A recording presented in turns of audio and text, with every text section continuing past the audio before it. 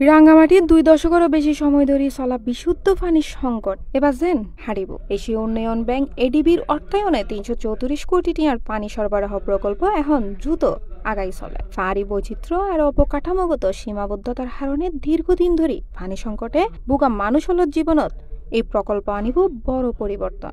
আগে তো কুয়ার পানি খাইতাম, নদী থেকে জল তুলে সিদ্ধ করে খাইতাম। রাঙ্গামাটি জনস্বাস্থ্য প্রকৌশল অধিদপ্তর জানাই পার্বত্য চট্টগ্রামত সমন্বিত ও টেকসই পৌর পানি সরবরাহ স্যানিটেশন প্রকল্পের আওতায় পৌর এলাকাত নির্মাণের ২৫ MLD ক্ষমতার আন্তর্জাতিক মানের অত্যাধুনিক ওয়াটার ট্রিটমেন্ট প্লান্ট। আগে তো মানে পানি দেওয়ার ফলে মানে অনেক পানি মাইতে রোগ এখন রোগ থেকে অনেক আমাদের। এই প্রকল্পের অংশ হিসেবে পর্যটন শহর জুড়ে বোয়ানোর ৮৩০০ মিটার সঞ্চালন লাইন এবং প্রায় ২০০ কিলোমিটার বিতরণ লাইন। আগে জানলে মাত্র ৩০% মানুষ পানি পাইত। প্রকল্প সম্পন্ন হইলে পৌর এলাকার ১০০% নাগরিকই পাইব নিরাপদ পানি। ইতিমধ্যে কাপ্তাই হ্রদের পানি শোধন করে পানি সরবরাহ শুরু হই বলিও জানাই জনস্বাস্থ্য বিভাগ। ২০৫০ সাল পর্যন্ত বাধ্যতাহীন জনসংখ্যার চাহিদা পূরণ করিতে পারিব এই ব্যবস্থা।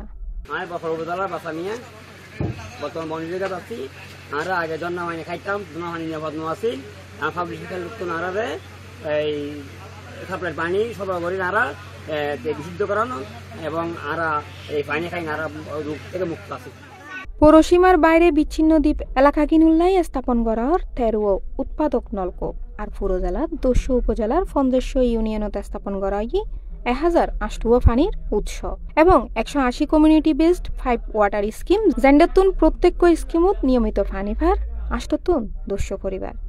আগে আমরা জন্নার থেকে পানি খাইতাম আর এখন পাবলিক হেলথে যে পানি দিতেছে এখানে ভালো পানি এটা ওখান থেকে এটা ভালো এটা খাচ্ছি এখন।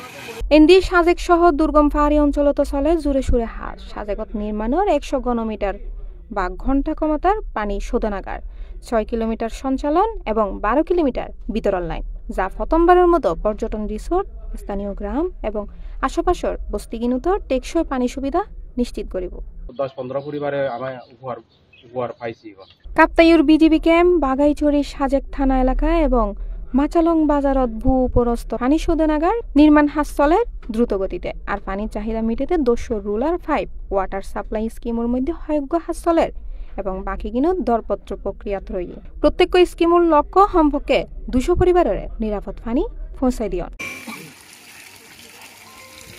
স্বাস্থ্যবিধির উন্নয়নে নির্মাণ করার ২০০ পাবলিক টয়লেট আর সাজেকত উন্নত বর্জ্য ব্যবস্থাপনার প্রস্তুতিমূলক হাজ চলে।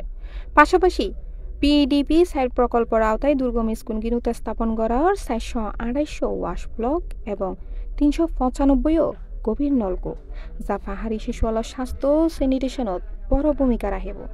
হ্যাঁ, সুবিধা তো অবশ্যই আমরা পাচ্ছি, যেহেতু আমরা শিক্ষক আছি, ছাত্রছাত্রী আছে, তাদের জন্য আলাদা আলাদা ব্যবস্থা আছে। তো আমাদের জন্য আমরা ওইভাবে আলাদা করে আমরা ওয়াশ ব্লকগুলো আমরা ভাগ করে নিয়েছি এবং ছাত্রছাত্রীরা বিন্দুরা আমরা শিক্ষক সবাই মিলে আমরা এখন নিজেদের মতো করে আলাদা আলাদা আমরা স্যানিটেশনে আমরা আওতাভুক্ত হতে পারছি। এটা আমাদের জন্য অনেক উপকার হয়েছে বটে।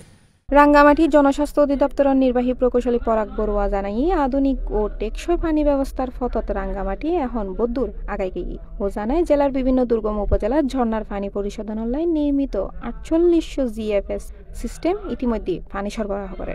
এতে ভূগর্ভস্থ পানির উদ্দি চাপ কমিব, প্রাকৃতিক দুর্যোগে সংকট হ্রাস পাইব এবং স্থানীয় স্বাস্থ্য ঝুঁকি কমাইবের পাশাপাশি পর্যটন ও ব্যবসা বাণিজ্য আইব উন্নতি। দীর্ঘ ১ দশকে বিশুদ্ধ পানির সংকট এ সমন্বিত প্রকল্প বাস্তবায়িত হইলে শেষমেশ হারিব এনি প্রত্যাশা রাঙ্গামাটিবাসীর।